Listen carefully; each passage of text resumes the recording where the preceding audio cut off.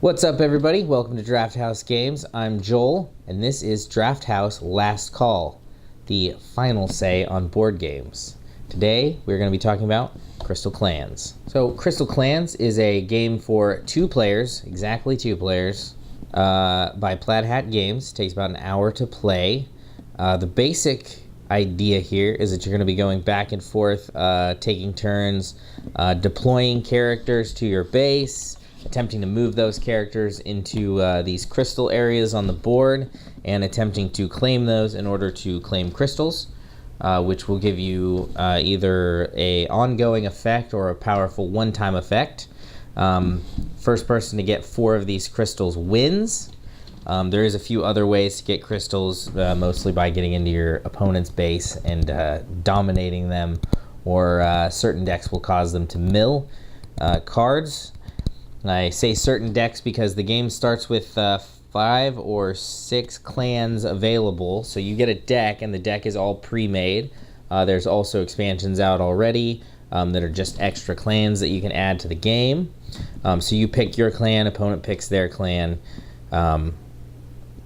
Each turn you'll take actions, but your actions are not set. You don't have a set amount of actions. That depends on how far this crystal passes this blue line here.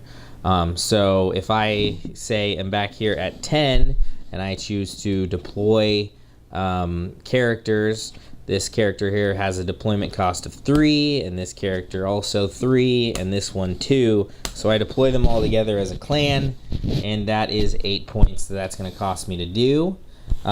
It would cost me another 3 points to move them, based on, or sorry, 2 points to move them based on this little green number here, whichever one's the highest. So I could move them for 2 into this crystal, and then it would cost 2 there. Say I'm trying to get them across the board to the other crystal. I could move them again for 2, and that's going to push this crystal over this blue line here. That's going to end my turn and send it to the other player. However, the other player now only has 2 spots into his board versus my 10 that I started with, so he's going to have a much more limited amount of actions he can take. Now, how did he get all the way over here to the 10 in the first place? Well, he probably had a big turn where he got to, say, take a crystal, which costs a lot of points, 8, 9, 8. So probably what happened in a previous turn to get us here is that the opponent got ahead slightly, and this is sort of a rubber band that keeps you guys from getting too separated. Although if your opponent's playing their cards right, they can dominate in this game, but it generally stays a little closer to tied. Now, one of the main things about the game is fighting. You're going to come into conflicts a lot with other people's clans. And the way those works is you, of course, have numbers up here that are like your attack and your defense, and those are your base numbers that you will have, but then you'll also throw in another card into the fight, and say I throw this one in here.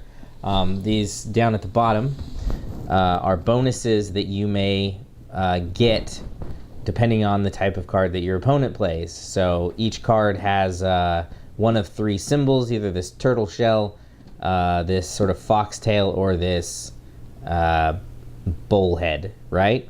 And so if the opponent throws the one with the foxtail, I get this stuff over here on this side to add to my clan as extra attack or defense or special effects.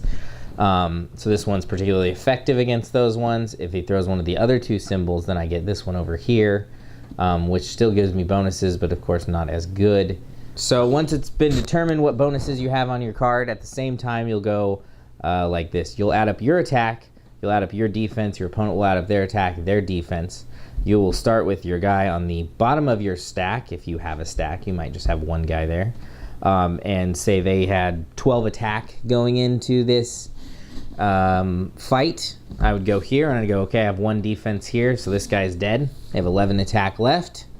I go here, this guy has 4 defense. This one's gonna die as well. They're down to, what was I at, 11? They're down to 7 attack. This final guy here has 4. He is also dead. Now these right here will add buffers, right? So this one in particular, could add 2 shields or 3 shields depending on which side of the board it goes. So those would go first. So I would first eliminate that amount of shields and then move on to my first guy. Except in this case, he had way too much attack out there and it wouldn't have made any difference. And so that's it. You're basically just going to go back and forth until somebody manages to claim 4 of the crystals, whichever way they manage to do it. So how well does this game play is really the question here. Well, from what I've seen so far, the decks are pretty balanced. Some of them are faster, but they have weaker characters. Some of them, you know, you move super slow. You can't get a lot of actions done in a turn, but they have, you know, high power, high cost guys that will keep themselves on the map for a long time. So no deck has a huge upper hand over another. I'd say maybe the strongest deck in the box versus the weakest deck in the box. Amongst 2 equally skilled players, yes, the strongest one will have an advantage, but not so much so that it'd be impossible for them to win. Just that little like upper hand. Of course, if you know, or you've gone into the game enough that you know which clans are better than others, you'll know which one to pick as sort of a counter to your opponent's pick. Combat never really seems to get out of hand. You have a lot of choice in when and where it happens, so if you just know you're going to lose something, you can keep yourself out of it pretty well. I've never seen a game come down to like just dominating the other side, like crossing the board and crippling the other person so much that you can't come back for it. That's where this sort of track of action points really comes into hand as like a rubber banding mechanic, where if you get in and you do so much stuff in one turn that you've got this like clear huge advantage at the start of the next turn, it gives your opponent enough points to allocate to adapt to the situation. So really like mechanically very, very steady, very balanced. Turns can bog down a little bit, especially with new players, trying to figure out exactly what you want to do and exactly where you want to go. So there's really nothing you get to do when it's your opponent's turn. So first couple playthroughs, yes, expect it to take a little longer. Expect there to be a little downtime. Yes, it might be a little boring at that point, but once you get the hang of the game, the back and forth speeds up a bit, and you're not really spending too much time just like sitting here staring at the board. If you like collectible card games, I think you'll have more of an interest in this game.